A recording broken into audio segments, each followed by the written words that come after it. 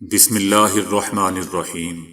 السلام علیکم دوستو، دنیا بھر کی بریکنگ اور سلیکٹڈ نیوز میں آج آپ سنیں گے، لیکن اس سے پہلے اگر ہو سکے تو لائک اور سبسکرائب کا بٹن ضرور دبا لیں۔ شکریہ۔ انڈیا کے زیر انتظام مقبوضہ وادی کے رہنماؤں کی وزیر اعظم نریندر مودی کے ساتھ دہلی میں 3 گھنٹے جاری رہنے والی میٹنگ کے بعد ان رہنماؤں نے کہا ہے کہ مودی حکومت مقبوضہ وادی کو ریاستی درجہ دینے کے لیے تیار ہے۔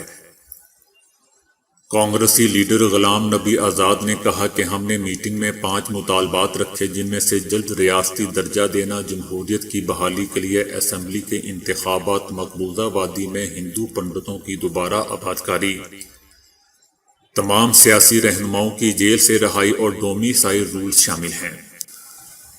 انہوں نے کہا کہ وزیر داخلہ امیت شاہ کا کہنا ہے کہ حکومت مقبوضہ وادی کو ریاست کا درجہ دینے کے لیے پرعزم ہے۔ مودی کا کہنا تھا کہ ہماری جمہوریت کی سب سے بڑی طاقت میز پر بیٹھ کر تبادلہ خیال کرنا ہے۔ میں نے مقبوضہ وادی کے رہنماؤں کو بتایا ہے کہ عوام، خصوصاً نوجوانوں کو ہی مقبوضہ وادی کو سیاسی قیادت حوالے کرنی ہے اور یہ یقینی بنانا ہے کہ ان کی خواہشات پوری ہوں۔ وزیر اعظم نریندر مودی نے کہا کہ سیاسی اختلافات موجود ہیں، لیکن دل کی دوری اور دلی کی دوری نہیں ہونی چاہیے۔ پنڈتوں کی آبادکاری کے لیے فوری اقدامات کیے جانے چاہیے۔ سابق وزیر اعلیٰ فاروق عبداللہ کا کہنا تھا کہ ریاستی حیثیت کی بحالی نئی دہلی کی جانب سے اعتماد کی بحالی کا پہلا قدم ہوگا۔ دوسری طرف پاکستان نے جمعرات کو رد عمل دیتے ہوئے کہا ہے کہ پاکستان مقبوضہ وادی میں صورتحال کا باریک بینی سے جائزہ لے رہا ہے اور مقبوضہ وادی سے زمینی حقائق حاصل کر رہا ہے۔ پاکستان کا کہنا ہے کہ ہندو توا پر یقین رکھنے والی انڈین حکومت کا اپنے حامیوں کے ساتھ بات چیت کرنا دنیا کی آنکھوں میں دھول جھونکنے کے مترادف ہے۔ انڈین حکومت مقبوضہ وادی میں اپنے ہی ایجنٹوں سے بات کر رہی ہے اور انہیں غلط طریقے سے کشمیری رہنما کہہ رہی ہے۔ یہ ایسی صورتحال ہے جس میں دہلی سے بات کر رہا ہے۔ پاکستان کا مزید کہنا ہے کہ یہ وہی لوگ ہیں جو مقبوضہ وادی میں انڈیا کی گیم کھیل رہے ہیں اور مقبوضہ وادی کی اکثریت نے انہیں مسترد کر دیا ہے۔ پاکستان کا آخر میں کہنا تھا کہ کشمیریوں کی اصل نمائندہ جماعت حریت ہے۔ سابق وزیر اعلیٰ محبوبہ مفتی نے بھارتی وزیر اعظم نریندر مودی کو کھری کھری سنا دی۔ محبوبہ مفتی نے کہا کہ کشمیر کے لوگ مصیبت میں ہیں، آپ کو ان کا حق دینا ہوگا۔ آپ نے مقبوضہ وادی میں غیر قانونی اور غیر آئینی اقدامات کیے ہیں، ہم آپ کے تمام اقدامات کے خلاف جدوجہد کریں گے۔ آپ نے پاکستان سے بات کر کے سیز فائر کروایا، چلیں اچھی بات ہے، تاہم انہوں نے استفسار کیا کہ اگر آپ سرحدوں پر سیز فائر کروا سکتے ہیں تو پھر پاکستان سے بات چیت کیوں نہیں کر سکتے؟ سابق وزیر اعلیٰ محبوبہ مفتی نے دو ٹوک انداز میں کہا کہ خطے میں قیام امن کے لیے بھارت کو پاکستان سے مذاکرات کرنے ہوں گے۔ عوام کے لیے سانس لینا بھی مشکل ہو گیا ہے۔ ان کا کہنا تھا کہ اگر کوئی کشمیری سانس بھی لیتا ہے تو اسے گرفتار کر لیا جاتا ہے۔ محبوبہ مفتی نے بھارتی وزیر اعظم نریندر مودی سے مطالبات کیے کہ مقبوضہ وادی کو اصل صورت میں بحال کیا جائے، کشمیری عوام کے لیے روزگار کی سہولیات بہتر کی جائیں اور پاکستان سے مذاکرات کے ذریعے کاروبار بحال کیے جائیں۔ امریکی صدر جو بائیڈن نے کہا ہے کہ جنہوں نے افغان لڑائی میں امریکہ کی مدد کی انہیں تنہا نہیں چھوڑیں گے۔ پریس کانفرنس کے دوران صحافی نے سوال کیا کہ کیا امریکہ کی مدد کرنے والے مترجمز کو دوسرے ممالک میں منتقل کیا جا رہا ہے؟ جو بائیڈن نے جواب میں کہا کہ اشرف غنی سے میری ملاقات طے ہے اور اس دوران اس معاملے پر بات کریں گے۔ یاد رہے دوستو کہ برطانیہ نے افغانستان میں اپنے اہلکاروں کے ساتھ بطور مترجم کام کرنے والے افغان شہریوں کو برطانیہ منتقل کرنا شروع کر دیا ہے۔ افغان مترجم کا پہلا گروپ برمنگھم پہنچ گیا ہے۔ حکومتی منصوبے کے تحت برطانوی اہلکاروں کے لیے کام کرنے والے سابق اور موجودہ افغان کارکنان میں سے 1300 کو برطانیہ منتقل کر دیا گیا ہے۔ جبکہ منصوبے کے تحت 3000 سے زائد افغانوں کو برطانیہ میں آباد کیا جائے گا۔ برطانیہ نے گزشتہ ماہ اعلان کیا تھا کہ نیٹو افواج کے انخلاء سے پہلے افغانستان میں تعینات برطانوی آرمی کے ساتھ کام کرنے والے افغان عملے اور ان کے خاندانوں کو برطانیہ منتقل کرنے سے متعلق منصوبے پر عمل درآمد تیز کر دیا گیا ہے۔ متحدہ عرب امارات میں قومی پرچم کی توہین پر بھاری جرمانے اور قید کی سزا ہو سکتی ہے۔ متحدہ عرب امارات کے محکمہ انصاف نے عوامی آگاہی کے لیے ٹویٹر پر ایک پیغام جاری کیا ہے۔ اس پیغام کے مطابق عوامی مقامات یا عوامی آمد و رفت کے لیے کھلی جگہوں پر اماراتی پرچم کی توہین کرنے والوں کے لیے ملکی قانون میں سخت سزائیں موجود ہیں، جس کے مطابق قومی پرچم کو گرانے، پھینکنے، نقصان پہنچانے یا کسی بھی طریقے سے اس کی توہین کرنے والے کو کم از کم 10 برس اور زیادہ سے زیادہ 25 برس کی قید ہو سکتی ہے۔ اس کے علاوہ قومی پرچم کی توہین کے مرتکب پر قید کی سزا کے ساتھ ساتھ 5 لاکھ درہم کا جرمانہ بھی عائد کیا جا سکتا ہے۔ پبلک پروسیکیوٹرز کے مطابق متحدہ عرب امارات کی رکن ریاستوں، خلیج تعاون تنظیم ممالک یا کسی دوسرے ملک کے پرچم کی توہین پر بھی یہی قانون لاگو ہوگا۔ روس کے شہر روسک میں 81 سالہ خاتون آپریشن کے بعد ہوش میں نہ آ سکی، ڈاکٹرز نے معائنے کے بعد خاتون کو مردہ قرار دے دیا۔ مردہ خانے میں 2 گھنٹے بعد اچانک خاتون نے آنکھیں کھول دیں اور عملے سے مدد طلب کی۔ عملہ خوف کا شکار ہو کر بھاگ کھڑا ہوا اور اہل خانہ کو اطلاع دی۔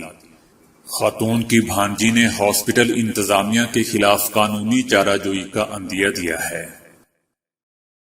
گلف نیوز کی رپورٹ کے مطابق شادی کے 18 ماہ بعد ایک خاتون نے شرعی عدالت سے رجوع کرتے ہوئے خلا کی درخواست دائر کی۔ طلاق کی درخواست میں کہا گیا کہ اس کا شوہر اسے بہت زیادہ محبت کرتا ہے اور کبھی بھی اس سے نہیں لڑتا۔ وہ مجھ پر چیختا ہے اور نہ ہی وہ کسی معاملے پر مجھ پر غصہ کرتا ہے۔ میں ایسے ماحول میں گھٹن محسوس کرتی ہوں۔ کئی بار وہ میرے لیے کھانا بھی پکاتا ہے، جبکہ گھریلو کاموں میں بھی مدد کرتا ہے۔ جب بھی کبھی مجھ سے غلطی ہوتی ہے وہ ہمیشہ مجھے معاف کر دیتا ہے۔ میں اس سے بحث کرنا چاہتی ہوں۔ میں ایسی زندگی نہیں چاہتی جہاں شوہر ہر بات پر متفق ہو جائے۔ شرعی عدالت کے عالم خاتون کی جانب سے خلا یعنی طلاق کے لیے دی جانے والی وجہ پر الجھن کا شکار ہیں اور بعد ازاں اس درخواست کو غیر سنجیدہ قرار دے کر مسترد کر دیا گیا۔ یہ معاملہ مقامی پنچایت پر لے جایا گیا۔ پنچایت نے بھی اس معاملے پر کہا کہ وہ اس طرح کی درخواست کا فیصلہ نہیں کر سکتی۔ جب اس خاتون سے پوچھا گیا کہ خلا کے لیے اس کے پاس کوئی اور وجہ ہے تو اس نے انکار میں جواب دیا۔ 10 امیر ترین پاکستانیوں کی نئی فہرست میں امریکی نژاد پاکستانی شہری شاہد خان امیر ترین پاکستانی قرار۔ شاہد خان تقریباً 8 ارب ڈالر دولت کے مالک فہرست میں انور پرویز، ملک ریاض، آصف علی زرداری اور نواز شریف کے نام بھی شامل ہیں۔ پاکستان کے 10 امیر ترین افراد میں شاہد خان پچھلے سال کی طرح اب بھی امیر ترین پاکستانی قرار پائے ہیں۔ امیر ترین پاکستانیوں کی فہرست میں دوسرے نمبر پر پاکستان کی معروف کاروباری شخصیت بیسٹ وے گروپ اور UBL کے مالک انور پرویز ہیں، جن کی کل دولت 4.6 ارب ڈالر بنتی ہے۔ تیسرے number per Hashoo group of companies کے مالک صدر الدین ہاشوانی ہیں، جن کی کل دولت 3.4 ارب ڈالر بنتی ہے۔ چوتھے نمبر پر میاں منشا ہے، جس کی دولت کا اندازہ 2.7 ارب ڈالرز ہے۔ سابق صدر آصف علی زرداری کی دولت کا اندازہ 1.8 ارب ڈالر ہے۔ سابق وزیر اعظم نواز شریف کی کل دولت 1.8 ارب ڈالرز۔ بحریہ ٹاؤن کے مالک ملک ریاض کی کل دولت 1.5 ارب ڈالرز ہیں۔ شان گروپ کے ناصر شان کی کل دولت 1 ارب ڈالرز۔ حبیب بینک کے رفیق ایم حبیب کی کل دولت 0.95 ارب ڈالرز اور فہرست میں 10ویں نمبر پر موجود طاہر سہگل کل دولت 0.90 ارب ڈالرز بتائی گئی ہے۔ شادی شدہ جوڑوں میں علیحدگی سے قبل ان کی زبان تبدیل ہونا شروع ہو جاتی ہے۔ حیرت انگیز طور پر وہ پروناؤنس کا استعمال بڑھا دیتے ہیں اور انہیں اس کا احساس ہی نہیں ہوتا۔ اس ضمن میں 6,800 صارفین کی 10 لاکھ سے زائد تحریروں کو دیکھا گیا۔ یہ تحریریں شادی ختم ہونے سے 1 سال قبل اور علیحدگی کے 1 سال بعد پوسٹ کی گئی تھیں۔ اس کا محتاط تجزیہ بتاتا ہے کہ علیحدگی سے 3 ماہ قبل زبان کا انداز بالخصوص الفاظ بدل جاتے ہیں اور اگلے 6 ماہ تک وہ معمول پر نہیں آتے۔ ٹیکساس یونیورسٹی کی ماہر نفسیات سارہ سراج کہتی ہیں کہ میاں بیوی کو شاید احساس ہو جاتا ہے کہ یہ شادی ختم ہو جائے گی اور اس کا اثر زندگی پر ہونے لگتا ہے۔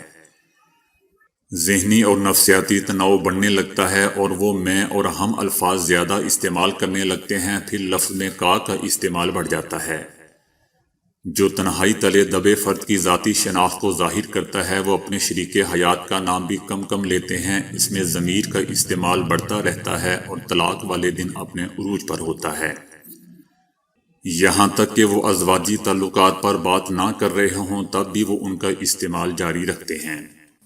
دوستو، یہ تحقیق proceedings in national academy of sciences میں شائع ہوئی ہے۔